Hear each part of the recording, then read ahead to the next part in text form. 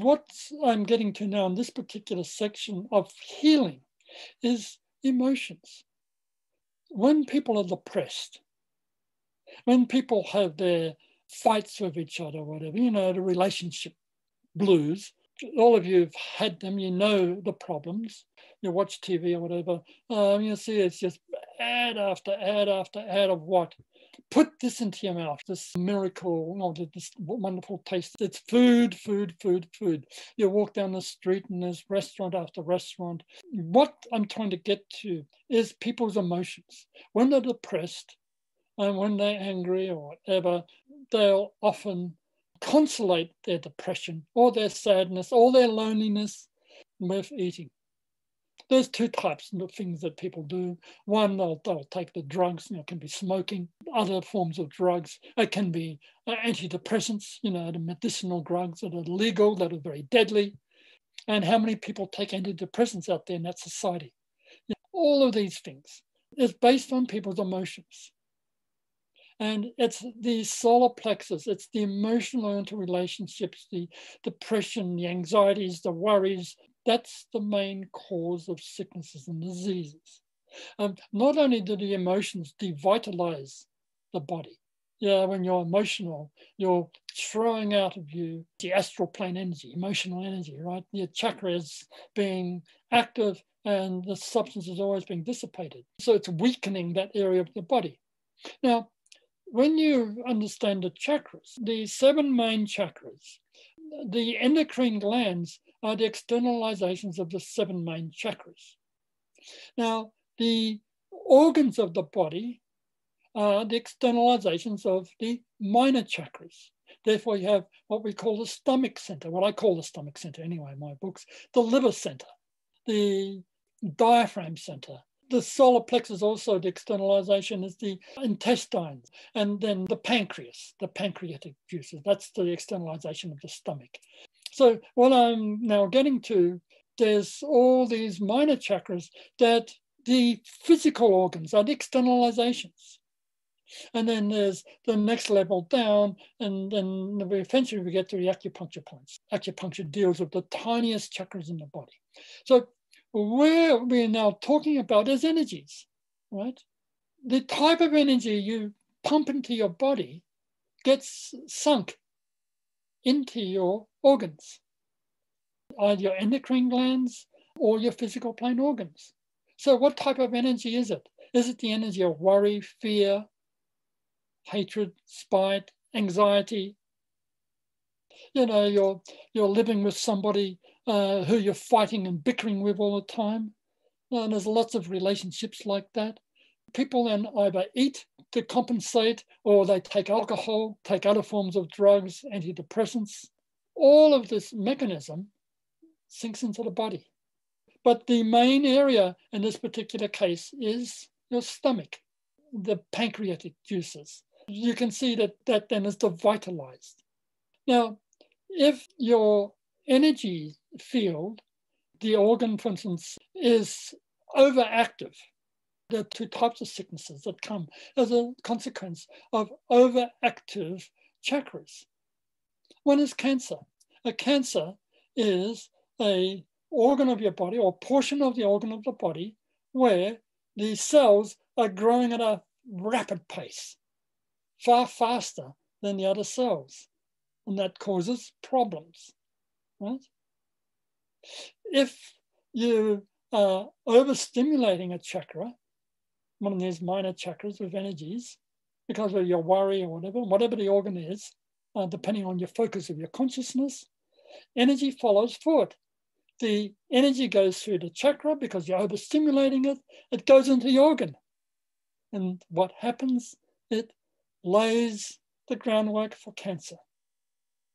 Another way, you get flus, epidemics, colds, and all of the rest of that. What is that? It's again the same thing, right? You don't have a quiet, meditative consciousness. You've got emotionality. And that's normally for these people loving emotionality. If you sort of go to a football match, I don't go to them, but you know what happens there. right? Or, for instance, rock concert. You know that these people are screaming and shouting and, over the top with their emotions. That's joyous emotion, right? They're not angry or whatever, but that energy goes straight into the chest cavity, from the solar plexus up into the chest cavity and the throat and the nasal passage, right? That's where the energy goes to. It's being sent out in relationship to their heart centers, because it's this joyous emotion. It's an intensely joyous emotion. The energy follows forward. What does the energy do? It gets sunk into that whole upper respiratory tract. And when the energies dissipate again, because you're no longer that intensely emotional, then it's weakened, that part of your body. Along comes this disease-bearing agent, your chest influenza germ or whatever. And you weaken that whole part of your body, and there's all this substance that's now coming out. And that influenza germ says, wow, look what I've got, heaven, utopia.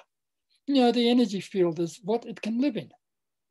And therefore, you get flus, influenzas. And of course, it can happen in any particular time. We all know that there's certain seasons, like in America, just before winter or about winter, and Canada too, will be flu season. And so it's got this environmental impact, but it's still based on the same emotionality of people. You see the people on the streets, they see a friend over there, and immediately they rush and hug each other, and it's solar plexus going to the chest, and the chest then going out. So it's still the same. It's this form of affectionate emotionality, or dissipating, wanton non-control of the emotions. And there you have, as you can see, probably 95% of people's sickness and diseases.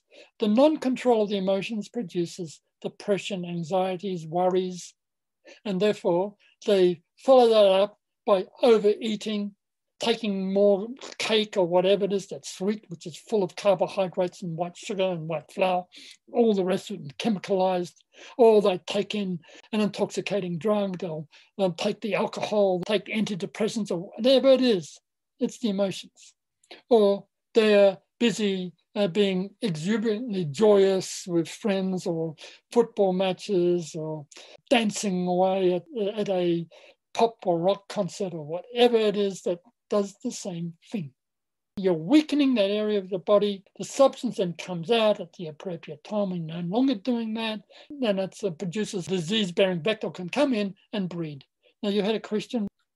Yeah, I was wondering if overeating is related to the Ida channel, because the stomach is Ida. Does that make sense? With the stomach center itself is Ida. The liver center is Pingala. Now, the liver center, there's a lot of diseases and sicknesses coming through the liver, because that's the center of humanity per se.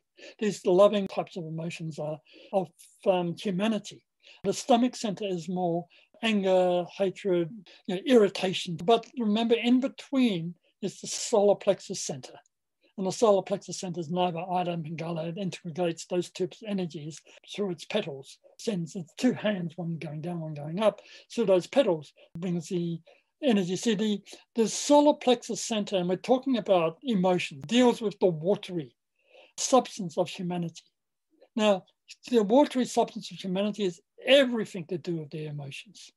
Fears, anger, hate, spites, loves, affection, all of that is emotions, all of that is watery. There's a phrase that we use often: all roads lead to Rome. All nadis lead to the solar plexus center. All of the minor nadis, the 22 minor chakras, the next level down, all of those lead to the solar plexus center. It's the great distributing center within the body. It's also called abdominal brain. So you have two brains, solar plexus brain and the head center. Now we're going into the proper understanding of the chakras and the fact that everything is energy and energy is consciousness. Now, I also use the term Atlantean. And what I'm talking about, when you're going to that football match or to that party or whatever, the way that people interrelate, You see it all around, your children are like this, or my children, I'm sure those of you that know about children, that's where they're at. It's Atlantean, right? And while the children are young, when they're, in the teens and early 20s or whatever, they're full of vitality and healthy, that energy, that youthful energy is there. It's the right and appropriate time for the expression of that type of solar plexus energy. Even me in those years, I was still very, if you want, intensely, I had my form of intensities of emotional thinking. Not that I was gushy emotional, but a joy of life that was there that had its emotional basis to it. So you understand now that the solar plexus, the energies that come through the minor chakras that the solar plexus controls, it's all the energies sink into the body. So you've got the two types of excessive energy field production. One produces things like cancer, and the other produces inflammations. They're all the inflammations, whether it's flus and chest colds, those types of inflammations. Let's go into gangrene. For instance, if you cut yourself, a serious cut, and then you go to a doctor, they'll put in a couple of stitches, and then they might put you some drugs to try to stop the disease-bearing agents. But see, if you have a healthy constitution, nothing can grow there. No disease-bearing agents can grow because the vitality will prevent that. But if your energy field is weak, then the vitality is not there. And then the disease-bearing agent can take hold. As you can now begin to see, it's the quality of the energy field that's in your consciousness, that's in your body, and the way that you express yourself. And you can see as meditators, you are learning to control the emotions. You're understanding now that the emotions are deadly.